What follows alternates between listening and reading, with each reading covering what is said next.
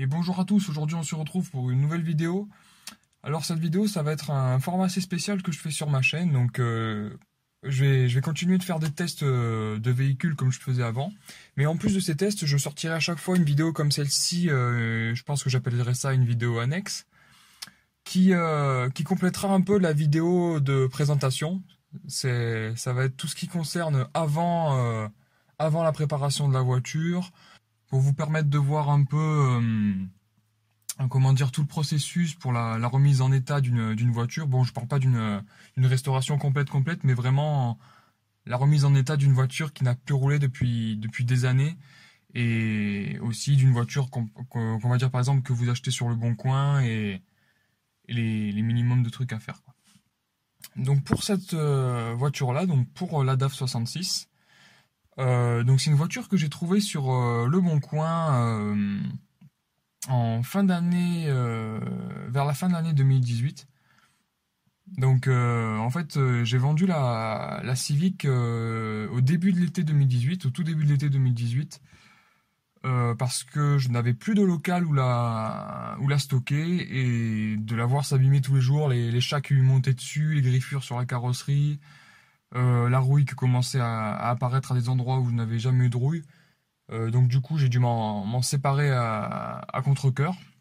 Bon, malheureusement, j'ai pas pu faire beaucoup de photos. Bon, parce qu'à l'époque, je pensais pas forcément aux vidéos, tout ça, mais bon, de temps en temps, je prenais quelques clichés, donc j'ai pu sauver un peu quelques enregistrements quelques photos du début de la DAF, mais j'ai vraiment pas grand-chose, quoi. Donc ensuite, je loue un camion, et je décide de la ramener chez moi. Et voilà, maintenant je vais vous laisser sur les quelques vidéos que j'ai pu tourner pendant la remise en état de cette voiture, parce que vous allez voir que j'ai eu quelques péripéties. Et je vous laisse pour la suite de la vidéo. Nouvelle flopée de pièces pour la DAF 66.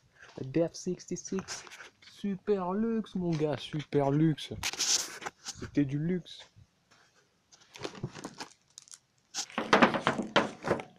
On va mettre des flexibles de frein partout, avant à l'arrière. Tout neuf, mon gars.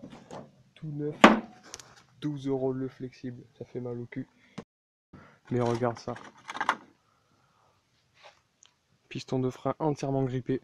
Il est resté trempé dans le dégrippant et dans le gasoil pendant bien 2 semaines. Impossible de le faire bouger ni rien.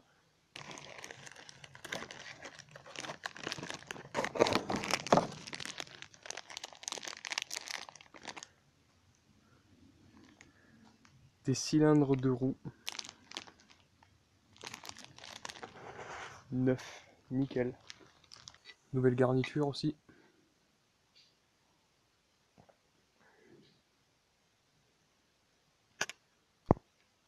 Ah ouais, il focus comme l'autre aussi. Voilà. Donc ça, c'est une des seules pièces sur la DAF, avec les étriers avant, qui sont montés sur plusieurs bagnoles, parce que j'ai retrouvé exactement les mêmes. Bon, ceux-là, j'ai commandé exprès pour DAF, mais je saurai pour la prochaine fois, que c'était aussi monté sur Opel et Rover, ce type de mâchoire-là. Voilà. Ça y est, garniture, nouveau ressort en place. Nouvelle vis de purge avec nouveau cylindre de roue en place. J'ai un peu frotté au papier de verre l'ancien tambour, je vais me le nettoyer. Je vais aussi frotter un peu les nouvelles garnitures et puis c'est parti. Deuxième tambour en place. Ça y est. On s'est bien fait chier, hein. Surtout de l'autre côté, il y avait la vis de réglage des excentriques en dessous qui était grippée. Impossible à enlever, je l'ai même foiré. J'ai dû souder un écrou dessus.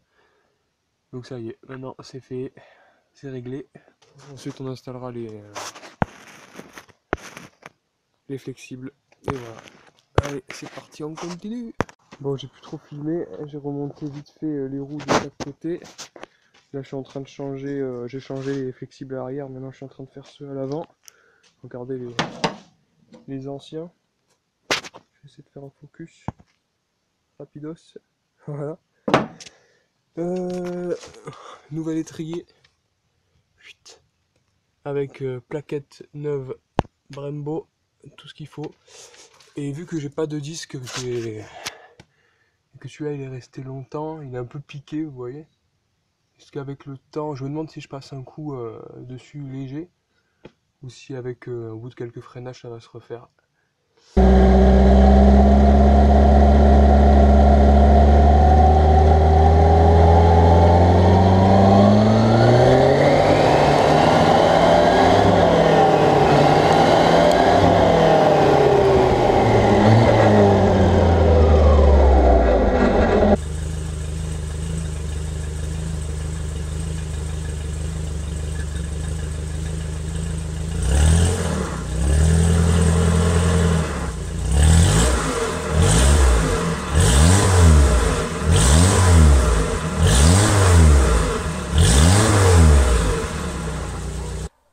Donc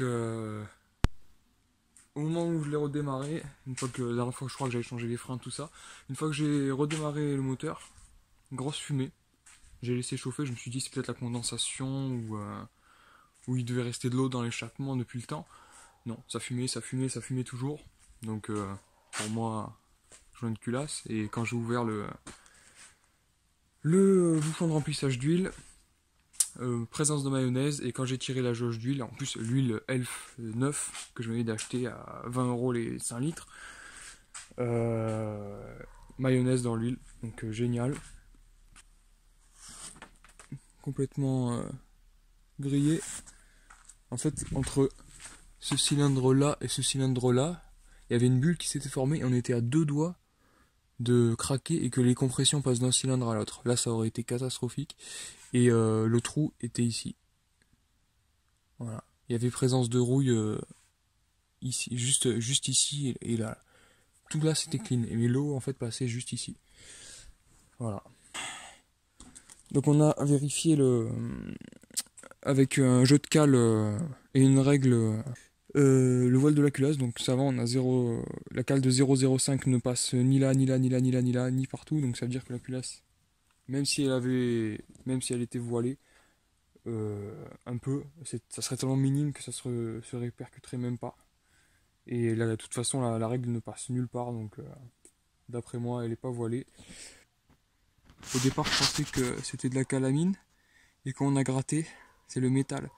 Les soupapes, elles sont bouffées, donc je pense que là ça va encore, elle est clean, mais celle-là, si je gratte, pareil, on s'aperçoit que c'est le centre de la soupape qui a été bouffé et qui a 2 doigts de bouffer l'extérieur. Et pourtant, le moteur, quand il tourne super rond, parce qu'elles font super bien l'étanchéité, quoi. Et attention, attention, attention, attention. J'ai ouvert le moteur complètement pour voir un peu ce qui clochait, parce que la dernière fois on a changé le joint de culasse et toujours problème de mayonnaise. Quand on a déculassé, on a bien fait pivoter la culasse, donc les chemises n'avaient pas bougé. Donc je commençais à sécher un peu, donc j'ai enfin trouvé c'était quoi le problème. Sur les moteurs Cléon fond de 5 paliers, les chemises doivent dépasser du plan de joint du bloc moteur de 5 centièmes à 12 centièmes grand maximum. Et mes chemises à moi étaient à fleur du joint, et il y en a même une qui était vraiment à l'œil en dessous. Parce que quand je mettais la règle, je voyais du jeu entre la tête de la chemise et le haut de la chemise et le plan de joint. En plus de s'abstenir de changer les joints nécessaires, à mon avis, le monsieur, il a mis aussi de l'eau à la place du liquide de refroidissement. C'est magnifique. On a de la rouille partout. Elles sont pas fissurées, donc bon, ça va. Mais voilà. Encore du boulot. Regardez ce que j'ai reçu. C'est magnifique.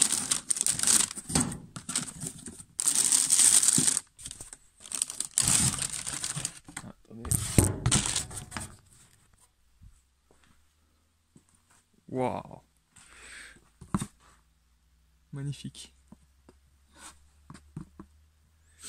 Pas toute neuve. Celle-là, on avait refait les joints et quelques temps après ça a fui. Et en fait c'est le roulement là qui est mort. Quand le roulement de pompe à eau est mort, ça fuit par... Attendez que je vous le cadre. Il est là. Par le trou ici. Ça permet d'éviter que l'eau rentre dans le roulement et que ça fasse une merde en fait. Donc ça veut dire que le roulement de pompe à eau est mort et vu le prix et l'attente, j'en ai acheté une pour 55 euros.